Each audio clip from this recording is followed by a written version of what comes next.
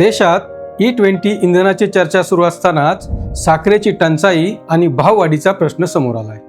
त्यावर उपाय म्हणून केंद्र सरकारनं 10 लाख टन कच्ची साखर आयातीला परवानगी दिली आहे। साखरेत स्वयंपूर्ण बनलेल्या देशावर 10 वर्षांनंतर पुन्हा साखर आयातीची वेळ आली आहे। साखरेची दरवाढ, साठा कमी की बाजाराचा खेळ? सरकारपुढं नवं संकट, E20 धोरण चुकतंय काय? नमस्कार, मुद्दा जनतेचा मध्ये आपलं स्वागत। गेल्या काही दिवसांत साखरेच्या दरानं अचानक उसळी घेतली आहे। व्यापारी सांगतात की अशी झपाट्यानं झालेली दरवाढ यापूर्वी पाहिली नव्हती। महाराष्ट्रातील महत्त्वाच्या बाजारपेठांमध्येही साखरेचे दर विक्रमी पातळीवर गेलेत। त्यामुळं आता त्याच्या कारणांवर चर्चा सुरू झाली आहे। साखरेचं उत्पादन कमी झालं हे एक कारण सांगितलं जातं, मात्र उत्पादन कमी होण्यामागं इथेनॉल निर्मिती हेही एक कारण असल्याचा दावा केला जातोय। सरकारनं पेट्रोलमध्ये इथेनॉल मिसळण्याचं धोरण आणलं। या E20 इंधनाची चर्चा सुरू असतानाच साखरेचा हा प्रश्न समोर आलाय।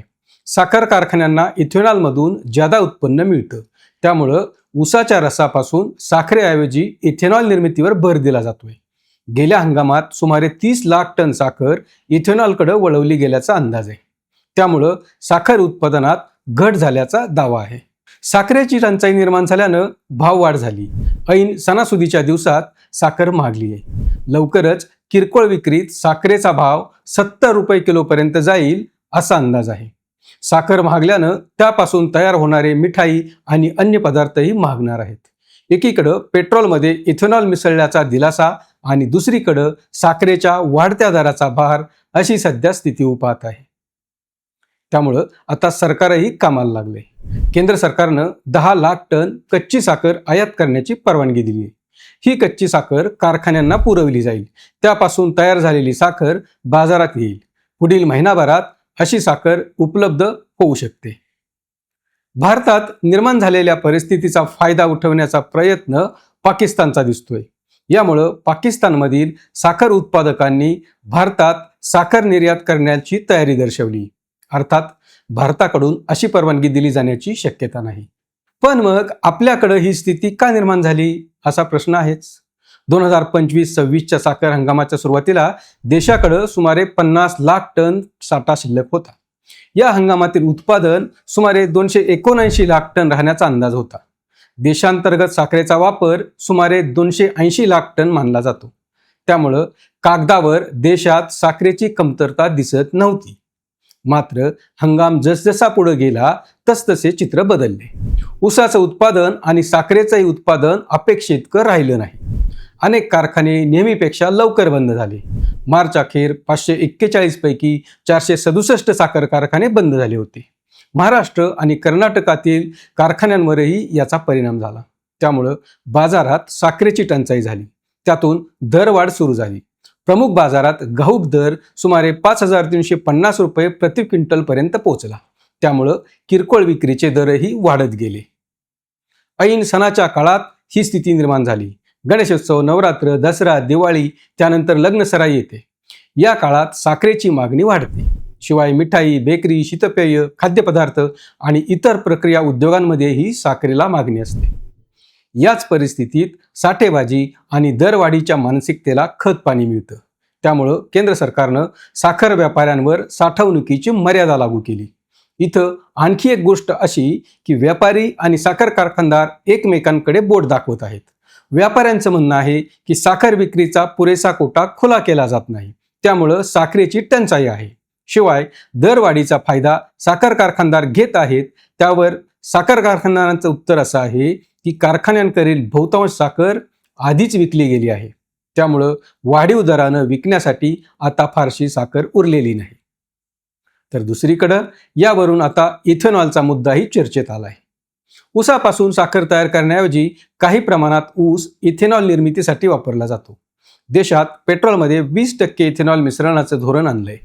त्यासाठी लागणारे इथेनॉल साखर कारखान्यातून मिळवलं जातं। ऊसापासून किती साखर आणि किती इथेनॉल तयार करायचं याचा थेट परिणाम साखरेच्या उत्पादनावर होतोय।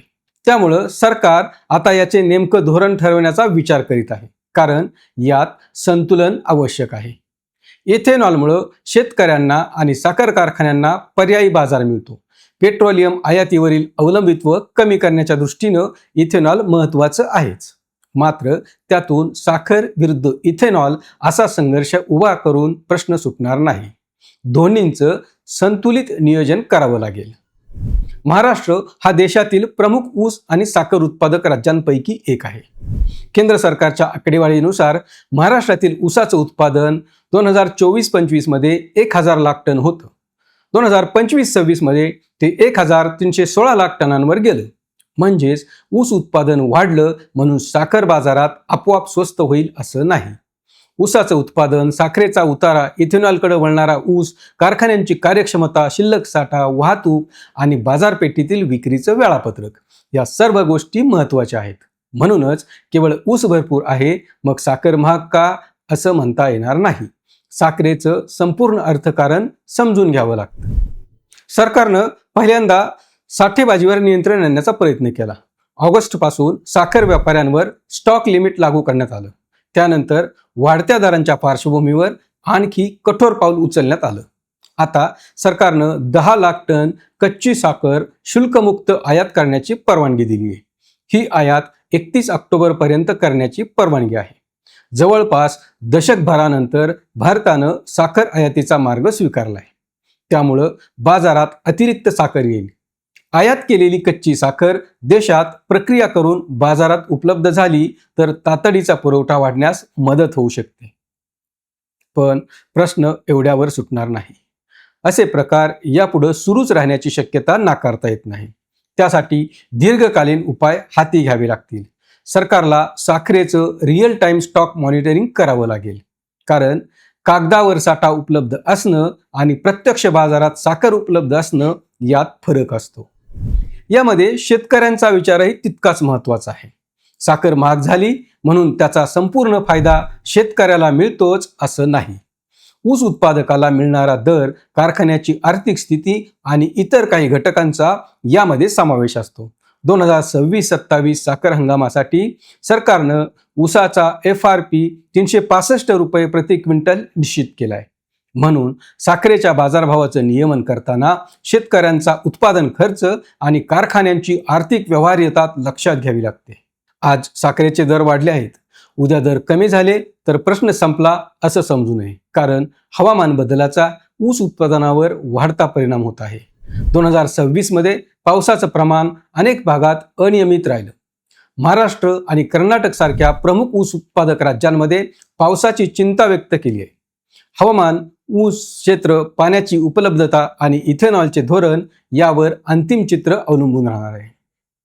साखरेच्या बाजारात अचानक एवढी मोठी उलथापालथ होत असेल तर सरकारला त्याची माहिती आधी का मिळाली नाही? साठा किती आहे याची माहिती सरकारकडे असते. उत्पादन किती झालं याचीही माहिती असते. कारखान्यांनी किती विक्री केली याचीही माहिती मिळू शकते. मग ग्राहकांच्या घरांपर्यंत दरवाढ पोचेपर्यंत वाट का पाहावी लागते?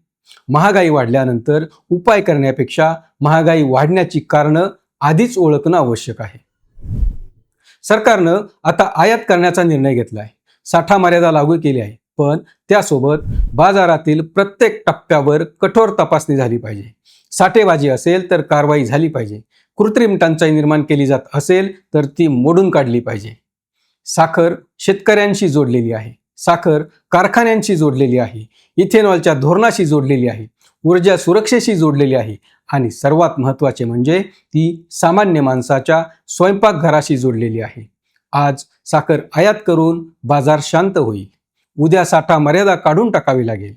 परवा पुन्हा उत्पादन कमी झालं तर पुन्हा तेच संकट उभे राहील. ही साखळी तोडायची असेल तर ऊस उत्पादनापासून साखर विक्रीपर्यंतचे संपूर्ण व्यवस्थापन बदलावं लागेल. हा व्हिडिओ आपल्याला कसा वाटला यावर आपलं मत काय आहे आम्हाला कॉमेंट करून जरूर कळवा. अशाच महत्त्वपूर्ण माहितीसाठी आपल्याला भेडसावत असलेल्या मुद्द्यांवरील चर्चा ऐकण्यासाठी पाहत रहा मुद्दा जनतेचा, फक्त आय लव्ह नगरवर.